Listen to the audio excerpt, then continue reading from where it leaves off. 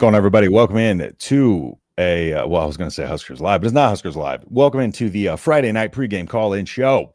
We got our bitter foes, Akron, coming up tomorrow. So we're to break Akron down for you all together. And yeah, Brian is still behind, still plain white wall behind Brian. Brian, update on the moving situation because we had already Bone Lake coming in. Hopefully the movers showed up. No, they're not going to be here for 5 more days. Oh, at least we got an ETA now. Hold on, let's see which Tuesday between 8 and 10. Tuesday between 8 and 10. Okay, yeah, well, so they're driving down from Kansas City. So there's a guy driving the truck and then a crew in a van. Hopefully there's a guy driving the truck. Yeah, I hope so. But the crew from the van apparently is leaving Tuesday morning at 1 a.m. to be here by between 8 and 10. Gotcha. I'm putting the over-under on broken shit at about 6.5 right now, just because they're going to be exhausted. Also, you see clean-shaven Brian. Brian just got out of prison, and so he's got to grow his beard. No, he's not allowed to grow his beard out due to, according to his parole officer. Yeah, it is a firm policy. No, his work, not his parole officer. Just so we. I mean, they might as well be at this point. But we got Beardless Brian. So now Beardless Brian, as long as he's working for this company, he is going to remain Beardless Brian. So welcome to the show, Beardless Brian. I wish I had my other interface plugged in. That's the new Twitter hashtag or the Twitter username, Beardless Brian. I found it for you. All right. So, well, first off, I recorded a couple of videos this week, but I was not a fan of them. So I didn't post them. I'm just going to be straight up honest. Was not a fan with any of the work I did this week. And recordings on my film and any of that, the live stream, I'd closed my notes out in the middle of the live stream. I was not happy with my live stream on Tuesday, my performance on the live stream on Tuesday, and I just was really in my head about content this week. So I just want to be straightforward and honest with everybody on the channel. I recorded it about 4 times, the same exact video. Didn't like any of the 4 takes. And so next week I will be getting that stuff out for y'all, but I couldn't bring myself to do it. The quality was not up to my standards. And I was a little scatterbrained, and I've been in brain fog this week. And so, yeah, just want to make sure I'm bringing y'all good content. So do want to apologize for that this week, but it's been driving me up a wall, stressing me out. So, but without further ado, let me just drop this link in here. We can get y'all to call in here. Brian, first thoughts on the opening NFL game?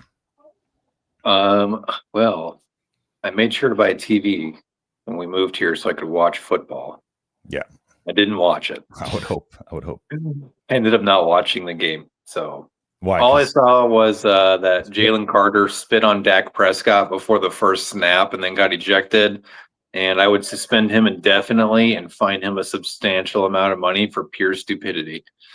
Agreed. I have no idea who won. I was going to watch it, and then I saw it was in a rain delay, and I had to be up for work at 4:30 this morning. So I was like, whatever. It's pretty much one of the most disgusting things you can do.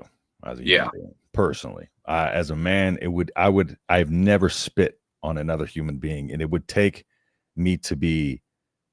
I've been very angry. It would take me to be very, very, very, very angry to do that. Sorry, my dog is. What is that? Is that what it was? Oh, gotcha. Well, the link's there to call in Friday night with the boys. Let's go. Never mind me. Appreciate you hopping in here. There's the link for y'all. Let's go ahead and, our bitter arch nemesis, speaking of thunderstorms, Akron, the Zips, the people that ruined the Scott Frost era, if you will. Brian, what are your, first off, what are your thoughts on Akron? They suck. They're bad. They were at home to Wyoming too, weren't they? Yeah, and got shut out. Yeah, and if I'm not mistaken, I had the numbers written down, but I think they had like less than 230 yards of offense against a bad Wyoming team last week, who I believe had a losing record the season prior. So that should tell you everything you need to know about Akron. Yeah, they were terrible the year prior. They really are a team that's just kind of they don't know what they are. Their top wide receiver in week 1 was injured coming into the game or coming into the year. Got injured last year, but was completely non-existent 28 snaps in their game. He's supposed to be their quote unquote vertical threat. So we'll see. But he played in week 1 and didn't get any receptions. So Yeah. yeah, Their top receiver, I think, was actually a running back in terms of yards and catches last week. yeah, they basically they finished 2-10 last year for what it's worth. 1-7 in the MAC. That should just, Maction. That's 1-7. Not a lot of Maction coming from Akron over there. They're rebuilding, if you will, but I don't know how long they're going to be rebuilding for under this coach. I don't know, to be honest. But yeah, they're actually, believe it or not, I found out they're ineligible. I think they're ineligible due to academic issues for postseason play. So just in case they were good, they can't get there. You know what's crazy is their head coach is Joe Moorhead. Yes. And he was, if I recall that's his correctly, year. That's his 4th year there. That's why I'm surprised. It's like, well, how long are you rebuilding for here? Because you're not making that next step yet. And he was at Mississippi State the year prior, right, as the head coach? He was or offensive coordinator? Not the year prior. He's been at Mississippi State, Penn State, and Fordham. Those 3 schools. Yeah. And when he was the offensive coordinator at Penn State, they were fairly prolific offense. So I don't know what has transpired where his career seems to be going backwards, which is when your career is going backwards, it's probably a sign to step away. Yeah, it's like his offense has been like pretty balanced throughout his career. It's just like there's just no execution happening right now, from the sounds of it. So he tries to run like this kind of high tempo, pro style kind of offense. But there's just really, it's no, there's no high tempo if you can't convert, we saw that last year. You can't have tempo unless you have execution, unless you were able to complete passes, unless you're able to get yards and keep the chains moving. So high tempo comes when it comes, I guess, for them. So, but they're Ben Fenley, they got a senior quarterback. He was 15 for 28 last week, 139 yards, 1 touchdown. Transferred in from NC State, but not a lot of protection for him. They got a sophomore running back who was limited in week 1. Bakari Williams was the rush leader in week 1 with 30 yards. And then, but Charles Colom's the projected lead back. So that's the sophomore, 4.2 yards per carry last year. And then they have said Taven Curry for depth. Adrian Norton, wide receivers. The other guy that, besides, I think the other guy was Alex Adams, I was thinking of. My notes were Charles G. Sorry. Identity. Yeah, Adrian Norton and Alex Adams are their 2 receivers. So they got a junior and Adrian Norton, and he's going to be kind of their more route running type of receiver, their possession type receiver. And then you got Alex Adams, who, like I said, he was the one that was injured last year, is going to be more of their deep threat, supposedly. But again, nothing last week from him. I think this is a game where you might see 1 or 2 of Nebraska wide receivers go off, like 6-7 catches, 100+ yards, I think, because they surrendered 200 yards passing to 1 receiver last week. So yeah, I would like to see Nebraska be more explosive than they were last week, especially given the opponent. Right. Yeah. One thing I know our defensive line is going to be fun. Their offensive line is kind of like this rebuilt line, so it's their offensive side. The defensive line their defense was a little disruptive last week. Again, they only gave up 10 points. It is Wyoming, mind you, but they did get some pressures. Their linebacker, Antavius Fish, great last name, 8 stops. So he was their tackle leader last week. And then Shimon Cooper, I think that's how you pronounce that senior, 53 tackles in 2023. They run kind of a 4-2-5 type of look from what I at least see. It looks like they run a 4-2-5 style kind of defense. So we'll be a kind of one of those defenses where they're going to have that extra defensive back try to keep the speed out there. But again, I just don't think they're going to have to do a lot more than add a 5th defensive back to keep up with the speed out there. But yeah, their only hope is to actually, they don't have hope. Let's just go with that. Yeah, there is no hope for them. I was going to give them a lane there, but I can't imagine being this high level of an athlete going into a game. And I mean, you have to know, like, we're about to get our asses kicked, right? And how you stay motivated for that, I don't know. Yeah. Yeah. The one thing a defense will need to be ready for, because they, if we're going to break down what their offense is, in essence, just so we can see what we're kind of in preparation for. Like I said, it's up tempo kind of spread offense. Quick snaps. They want balanced mix of run and pass. I can't remember the exact percentage. I need to go back and look. But it's kind of the RPO style of like short intermediate passes and tempo, kind of supposedly supposed to wear down the defense. Again, similar to what Cincinnati was trying to do, that 70 plus, plays per game, which I think Cincinnati only ended up with 55 last week. I think Nebraska ended up with like 70 something. 77. What was it? 77. 77. Okay. Got it. 189 total yards, 2.3 yards per carry, 0 points in their first shutout loss since 2021. So 3 of 13 on third down. Penalties. Let's see. The QB protection, just looking at it, was abysmal by the numbers. Interception, of course, that he threw that. Rushing 50 yards total. And really, it kind of was very check downy offense, but not in a check downy way that Nebraska was check downy. It was check downy in a way where they could not move the chains. So they really need, right now, it's a lot of cleaning up the O-line. And I don't think that's something that's going to be able to happen from week 1 to week 2. So that is the biggest jump.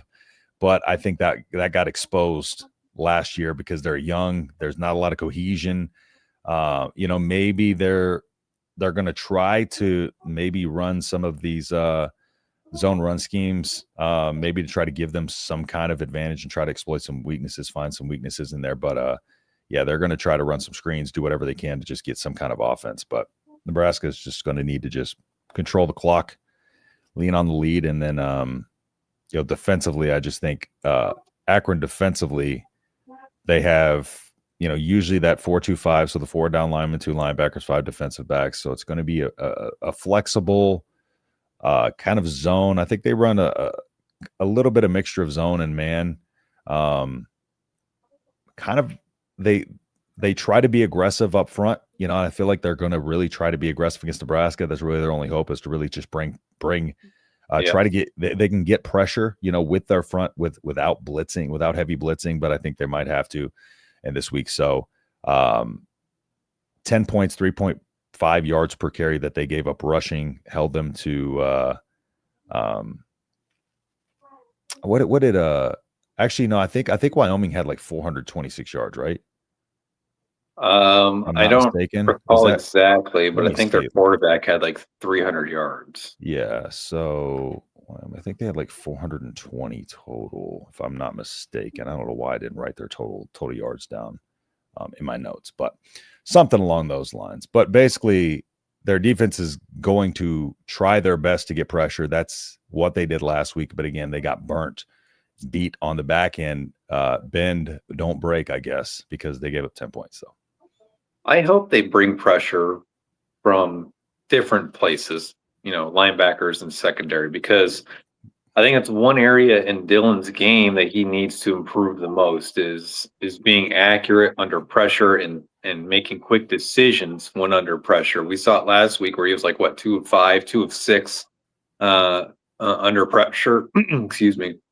So I'd like, even though it's a lesser foe, I'd still like to see some challenges, presented to Dylan, being able to pick up the blitz, adjust his coverage, or maybe call a hot route. Or, the big thing is the outside linebacker blitzes, and there's going to be a hole there, then throw it to where the blitz came from. And I would like to see him, be able to progress his game in that sense.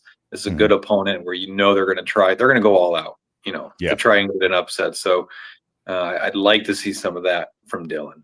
Yeah, this will be a good game where Nebraska, like his throws in this game, for instance, like we need to be seeing him making the best throw available on the field. And this will be a good opportunity to see his field vision against a lesser opponent and without a lot of pressure on him, to make sure he's reading the field and making the best throw he can. This will be a good week to see that PFF throw number, because he's going to, again, have time to process. He's probably going to be in control of this game. which is going to give him that opportunity to be able to kind of scan the field, and he should end up with a much higher PFF score in terms of making the best throw available on the field. So that would be something to look at if we're finding little nitpicky things to look at in this game to see what's going to help us, moving forward. It's going to be those things, and just ensuring that no matter what, when he's in control of the game, he's in full control of the game, and he's seeing the field. I think too, just to keep going off of things we want to see, is the running back room for me. I don't think we saw anything last week with Mosey or with Nelson in terms of what they could do, because I think they got one touch each and maybe like 5 snaps each. So we didn't see them enough. So I hope Nebraska's in a position where, they can, if they want to, give Emmett 20 to 30 touches a game, that's fine. But I hope this is one of those games where you can really limit his touches so you can see what your depth can do. Definitely. We're probably going to see a lot of that rotation in there. Absolutely. Yeah. And hopefully, because a lot of those guys didn't get a full opportunity naturally. This will probably be a game where they'll introduce them, to the field and a little bit more. But that Cincinnati game, I think they just wanted to rely on Emmett in that one, escape with that one, and then get these guys more reps as the season goes along. We got Bone Lead calling in. Bone Lead, what's going on, brother? Appreciate you calling in, sir. Not much. I'm calling because I would like to see like the bonehead mistakes, get alleviated. Like when Pritchett cost us points last game. Granted, he may have got the biggest push, but he also took points off the board. I mean, I just want to see better, non-stupid, crucial penalties. I mean, if we can at least do that, I mean, hey, that's an improvement in the right direction. I mean, we should be so far ahead of these guys at halftime that, it won't even be a game in the second half. But I just want to see those types of things, the small little things get, addressed. You follow what I'm saying? Yeah. Penalties. 100%. We actually really weren't that bad on penalties. I think we had 3 last week, but it was where they happened. Pritchett had the one that took points off the board. Took off points off the board. Yeah. So if he does that again this week, I mean, the thing is do you punish him? I mean, what is it you do? I mean, punish him with playing time. I mean, that's really it. You just punish the playing time, and but hopefully he figures it out, because he's going to get another opportunity. Just because he's so talented, they have to give him another opportunity. It's one of those things where it's just like he's going to need to be on the field, and he's got to give himself they've got to give him an opportunity to prove he can go out there and not make those mistakes too. Yeah, well, and like a week like this and next week would be two perfect weeks to show that. Okay, 100%. And see, and what my expectations are the next 2 weeks are, we should come out and have total dominance, have a lot of yardage, have takeaways, I mean, if we're struggling to beat them, like let's say, heaven forbid, they won't, but I'm just saying, heaven forbid, they run the ball on us. Okay. Then there would be cause for concern. Okay. But I know they won't, so I'm not too concerned about it, but I just want to see us play a full game from start to finish, and not have it seems like, and last week we saw this, we scored 6 points and then we had a lull for a while before we scored again. And then we scored 14 points. So consistency. Yeah. I mean, why couldn't we get the ball downfield last week? I mean, was Cincinnati's defense that good? I mean, not really, but they were just playing for us to not really beat them over the top. And I think that's the opportunity we'll have this week is we'll start to see that offense be able to open up those deeper throws, and you get a semblance of what it's gonna kind of look like when it's flowing. I think another thing too, not only just the first stringers talking about penalties, I want to see what happens when the second and third string comes in. I want to see what the discipline is like across the board. I want to see what it's like, are those third stringers coming in? Are they disciplined? That is a good omen for the future. Like we're looking at like the big picture here. And if our second and third string guys are coming in there, late in the game, are able to, produce, execute drives and play clean football, then that's a good sign for the entirety of the team moving forward, and a good sign of the culture overall. And I think that would be a ultimate sign that all of the mental lapses are kind of clearing up throughout the entirety of the program. So, because right now we're able to point to like one mistake, one player, and it's nice to be able to do that and just be like, this player messed up. That's what really good teams are able to do, is point at one player and say, this one moment, kept us out of the end zone. Whereas before we were having multiple penalties and multiple mishaps that were throughout the game. We couldn't point to just one. It was just like, it's all over the place. So it's nice to be able to just point at one and be like, Elijah Pridgett messed that up last week. We want to see that cleaned up. I'll add too, just from an execution standpoint, is kickoff coverage, kickoff unit as a whole, and then the punt return unit. I want to see, a 15-yard return, 20-yard return, bust something loose on a punt return. And then with the kickoff coverage, it seemed like they were really trying to like angle Cincinnati into the corner and make them make a decision to either fair catch it or just let it bounce out. So, but they had that one that went out of bounds. So I just want to see an execution standpoint of that being better. Yep.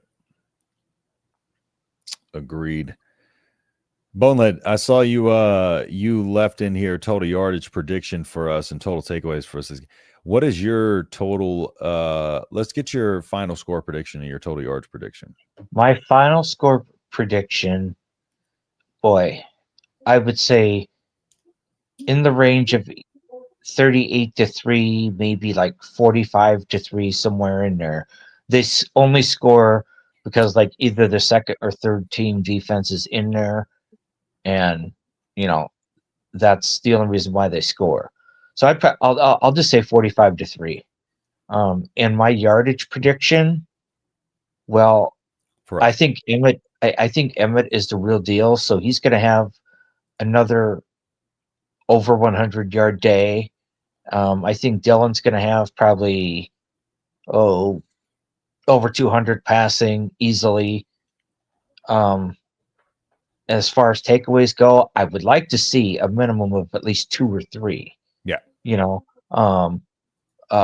Because the way the defense played last week, in my opinion, we did have two takeaways. Okay.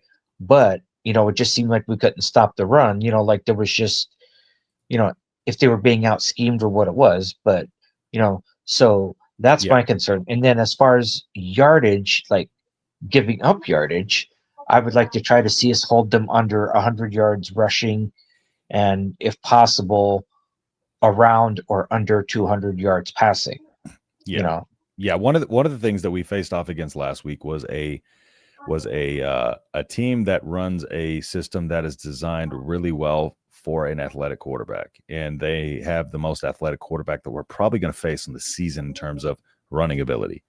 Underwood is athletic too, but doesn't run as much as Sorsby did. So, it's one of those things that we'll see, but there's a couple other teams in the schedule that run that kind of zone run, but Akron isn't one of them. They might implement a little bit of that in there, but they're more of a gap scheme. So it's going to be more so them trying to line up and blow us off the ball, and that's not going to be the case, as opposed to what Cincinnati was doing last week, which was just trying to essentially what they were trying to do is use our lateral. We weren't engaging downhill quick enough with our linebackers, right? And engaging in our secondary and our linebackers in general. And so what a zone blocking scheme does is going to punish lateral movement, right? It's going to punish people who aren't stepping up and filling gaps. It's going to punish them for moving laterally, because then they're going to get caught in the mud. It's going to open cutback lanes, etc. Whereas with a specific GAT scheme, it's lined it up. They're trying to create one single hole for the running back to get through. And so that's what we're probably going to be more up against this week. So I'm expecting our run defense to be pretty good in that regard. Yeah, I'd expect like less than 65 yards rushing. And that, I mean, well, let me preface that because maybe when the third string comes in, they get some momentum from Akron's side. But I mean, the starters and second string should be less than 65. Yeah. What was your final score prediction, Bone? You said either 38-3 or 45-3. I'll just stick with 45-3. All right, I like the 45-3 better too. So, and I know that that's higher than the point spread, but if the team's as good as Will says they are, they should be able to come out and show it this week. Absolutely. Yep. Absolutely.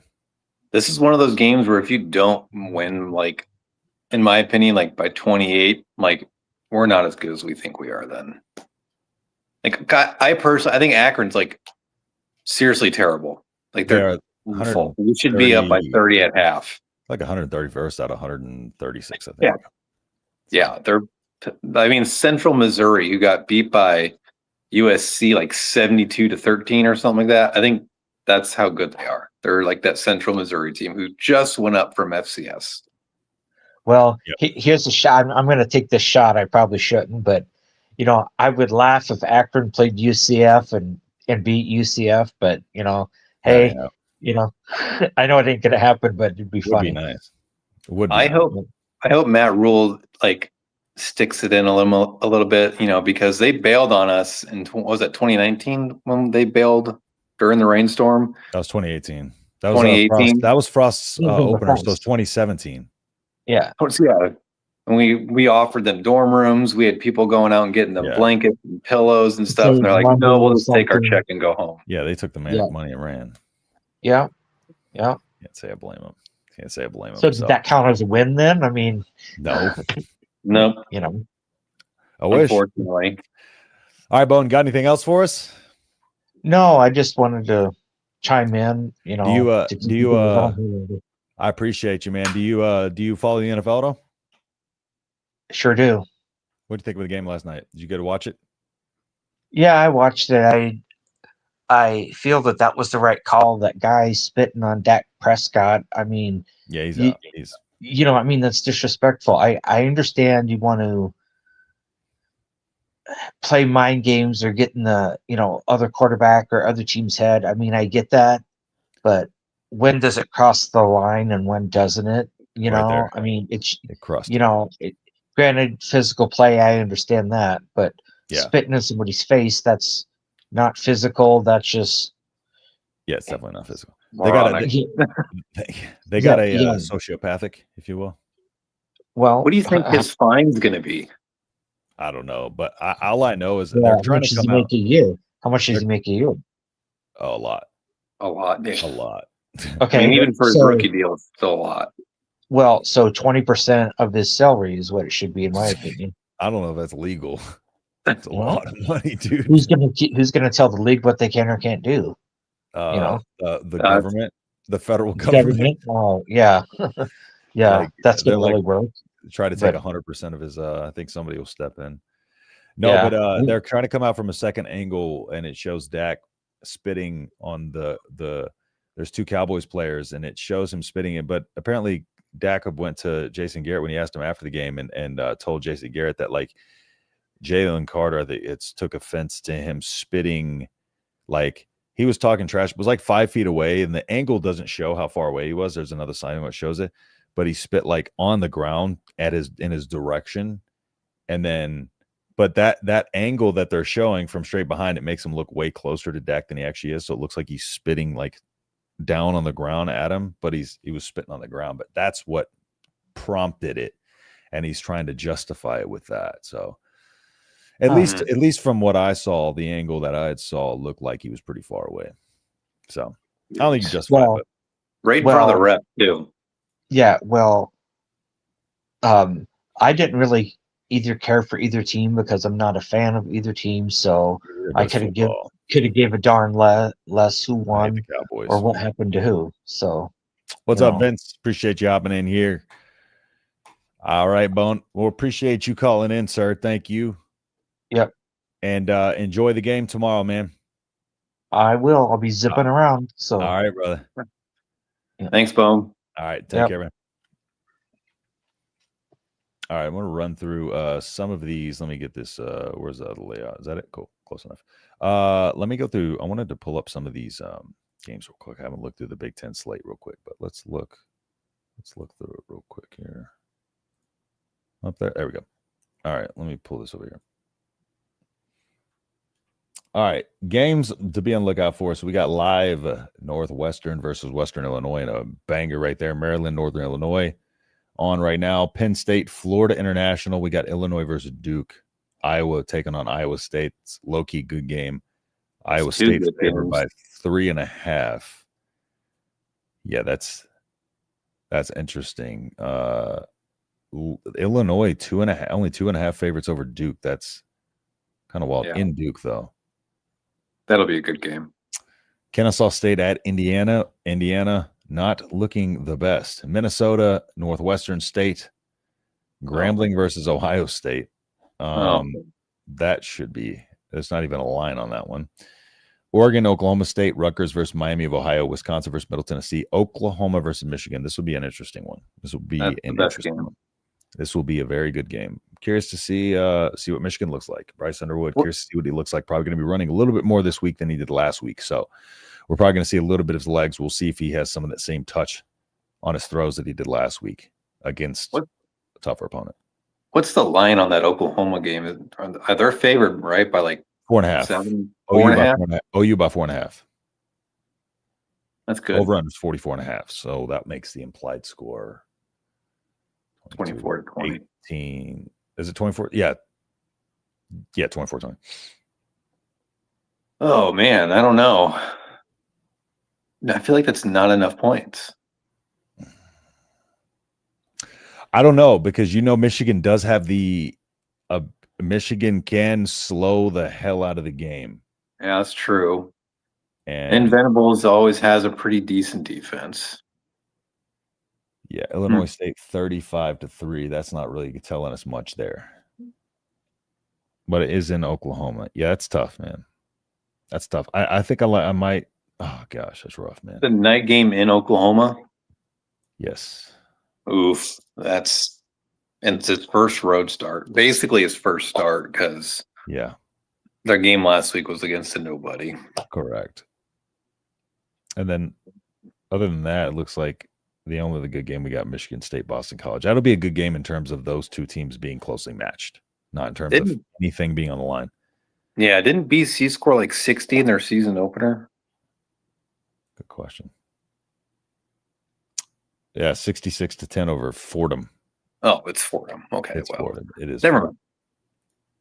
There is that. It is Fordham. All right. Let's see. How early do you think Rule will have Dana run a conservative game plan since he doesn't like to run up the score? I don't think he's worried about not running up the score, to be honest, but I do think the conservative game plan is going to be for the entirety of the game, based on the fact that they don't need to show a whole bunch.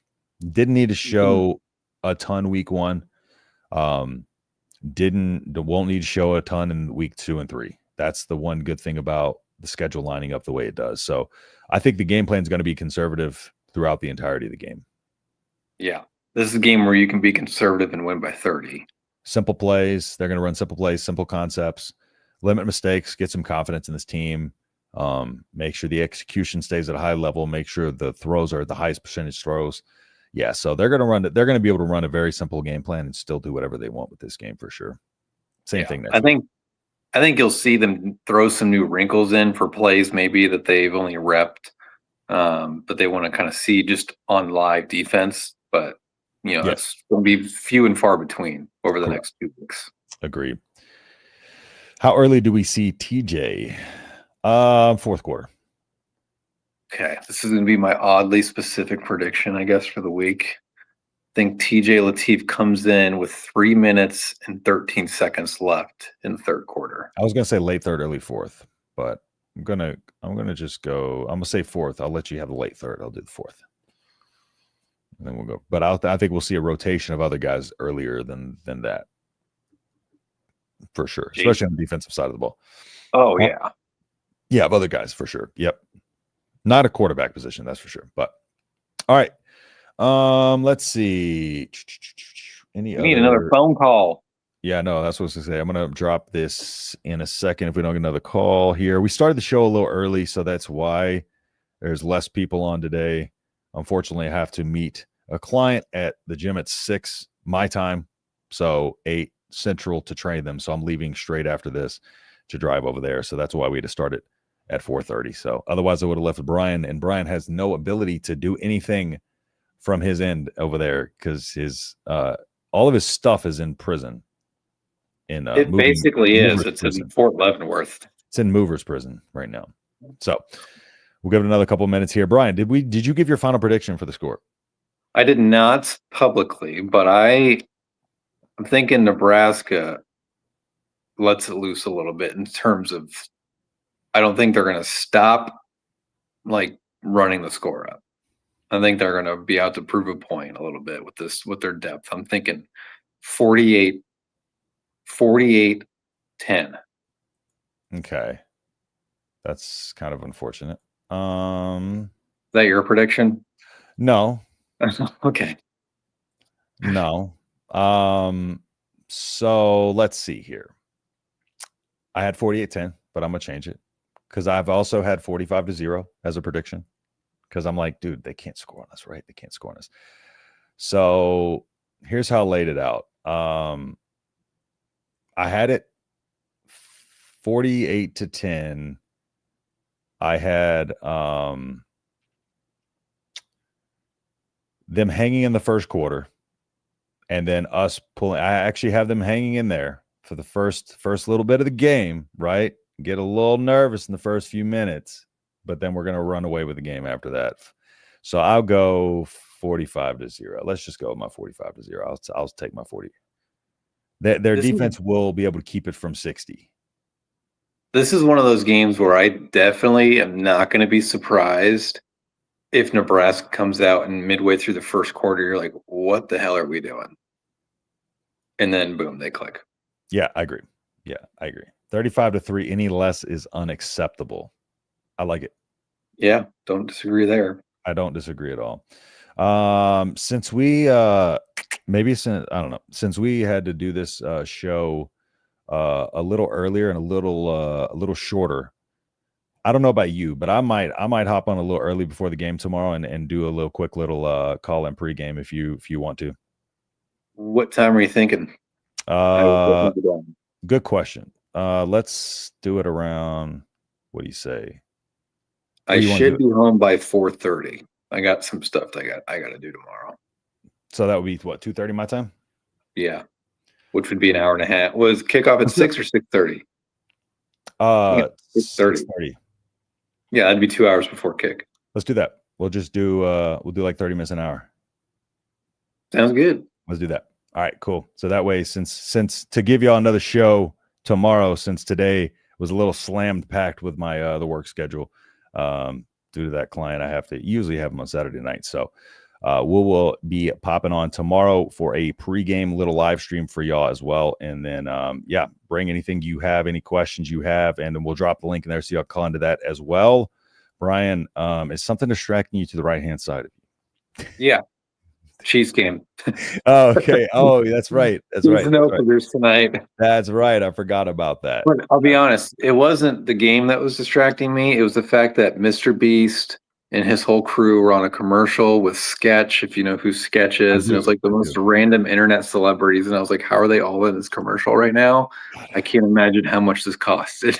It's fantastic. That's fantastic. And then I was like, why are they doing this like foreign concept for the game? And then I go, oh yeah, they're playing in Brazil. Yep. They're playing football in Brazil. What are we doing? Oh, and Mahomes has a freaking mustache and goatee now. It looks weird. And Kelsey couldn't find Brazil on a map, so there's that. Yeah. Supposedly, according to Patrick Mahomes. But even though he just vacationed there. Yeah. All right. Well, like I said, we'll be on tomorrow. I'll hop on tomorrow before the game, give you a little bit of a show. And since we have to cut it short tonight, and we started early, so not our normal crowd here. So I appreciate everybody who did hop in. Thank you for calling in, Bone Lake Corn Fed. Appreciate you. And then, like I said, we'll be back on here tomorrow. Brian, anything before we go ahead and wrap up the show here? As soon as the clock hits 0, we are going live for post game. Yep, and I got a Pregame. offensive film I can bring to the pregame tomorrow, so I got that for y'all. So we'll get that rocking and rolling. But with that being said, we will see y'all tomorrow. Good Big Red. And what was your final score prediction? One more time, Brian. 48-10. 48-10, 45-0. You heard it here first. All right, we will see y'all in the next video. Peace.